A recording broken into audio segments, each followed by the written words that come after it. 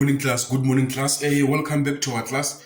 Now, because we are done with the planting process, we are done with the taking care of the crops. Now we know how to plant, we know how to take care of the crops, we know when to use manure, we know when to use which manure to use. So now we need to know what to do after those crops are being harvested and they are being stored.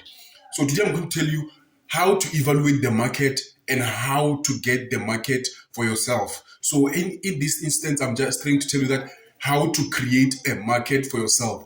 Because most of the people they depend on other people's market so that they can sell. That's why most of the people fail. So today I'm going to give you 5 things you have to do so that you create your own market and then be able to sell your crops from at home or online. Okay. So there are different things you can do this so that you don't lose money. Remember, when you are selling to other people, there's a middleman. Okay. The middleman also wants his cut, and then the cut is about 10% to 15%. So you are losing money there. So what I prefer is that create your own market so that you can sell your things with a higher price. So what do I mean about this one? Okay. So if you're a beginner or you just have a little crops, maybe you're planting a hectare or 500 by 500. Maybe you have about let me just say 200 onions, 200 spring onions and green peppers and cabbages there. So what you do is when those things are done and they are ready for harvest, you take them, all of them, and then you put them in a survey box. What do I mean by a survey box? You make a box, you make a list whereby you write cabbage, green pepper, spinach, okay? And then every single day when you are selling those things, you check which ones are being bought the most and which prices are being liked the most. So if you are selling your cabbage with 15 rands, sometimes 20 rands, check which price is the most buyable. Which price do people buy the most using? Okay, so that's when you know. Okay, I'll have to sell this one. So after that, when you are done with the paper, and we are done with selling everything you had, you take the paper down, you check, okay, I've sold this many green papers. That means this area is in demand of green papers. And still, people are still coming back to your area looking for those green papers. That means the green papers must be your primary crop. What do I mean by primary crop? Because now you have tested the market again. You have tested your area. You have tested where you're gonna sell your neighbors, your spaza shops, umakula there, and then what you now you know which crops are the primary crops, secondary crops, and tertiary. So what do I mean by this? Primary crops are those crops that bring you a lot of money, and then they cover most of your farm. Okay, they dominate in the farm. They take the space because they bring a lot of money and they bring a lot of capital, and they are in high demand always. Those ones are your primary crops, whereby they are always selling and they are always in demand. Okay, then we have our secondary crop. That is the crop that is moderately running. That means this crop is always in demand, but sometimes it's not in demand. It makes a lot of money. It makes money, but it's moderate. It's in the middle. And then at the in the tertiary, there are things like you plant things like boomer spinach, tomatoes, those things that grow faster, and then you can harvest them fast and sell them quickly, just like that, fast, so that you know that you always have some income in your farm. Remember, you always have to have income so that your farm will run and it will have a nice equipment. Okay.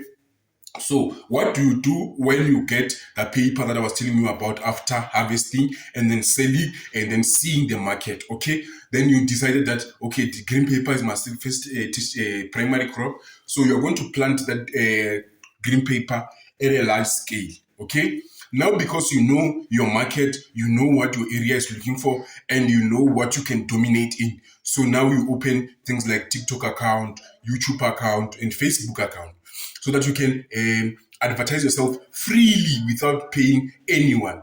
So opening these things are very easy, guys. If you want me to help you, I also do social media management. I can manage an account for you, and then you can pay me a monthly for some. But for that, you can ask me if you need that. You can ask a question below.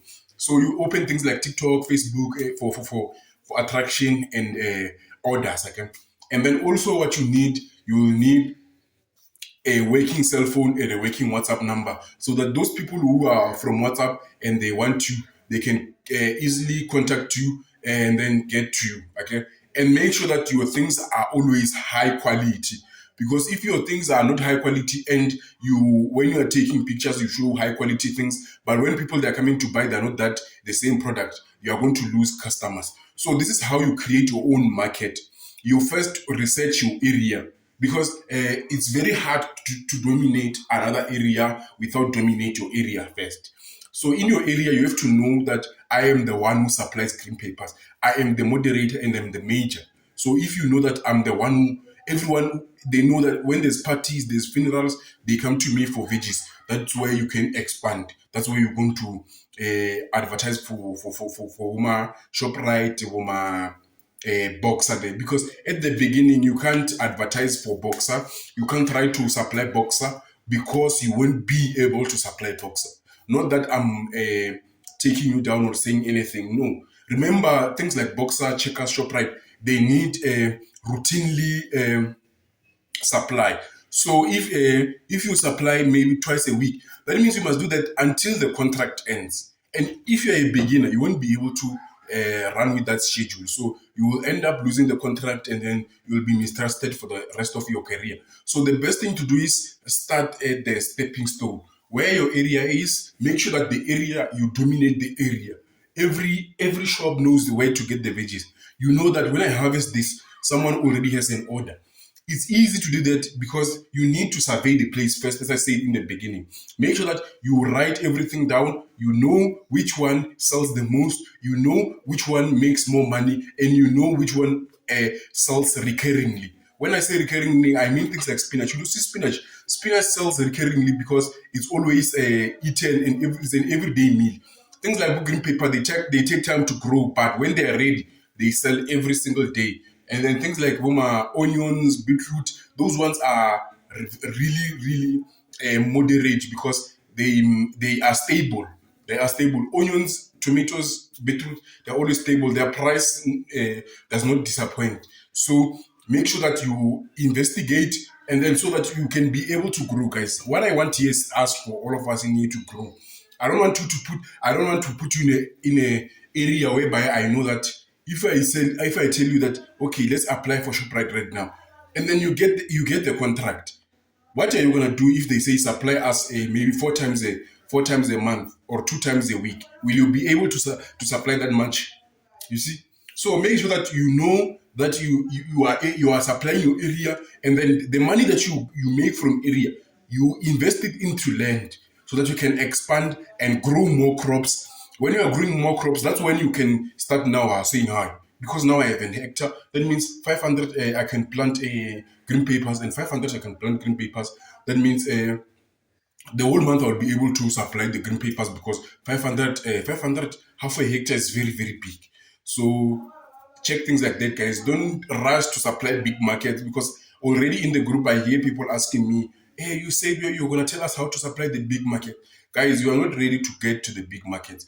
Most of the people failed at that stage because they were not yet prepared. They didn't know the circumstances. Remember, if you sign the contract, and then you get the contract, and then you fail to do the thing that you signed on, you can also be arrested for forging. Okay, if you lied to them that you said you can supply this and you don't supply, and they could also sue you, and I don't want to ruin your name. So make sure that you first research your area, sell those crops in your area, go for spaza shops, small shops, rumakula, house to house, sell house to house, hire small children to sell house to house, and then when they come back with the money, give them 10 rents so that they can come back when they want some money, so that you can know that you are selling.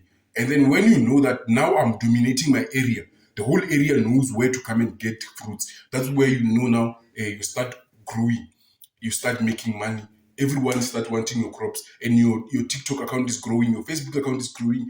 People from far are coming. They want to see your crops. They want to buy them. They want to teach them how to do that. So, guys, stay tuned. There's still a lot of lessons that are coming on how to make money from crops, and there's still a lot of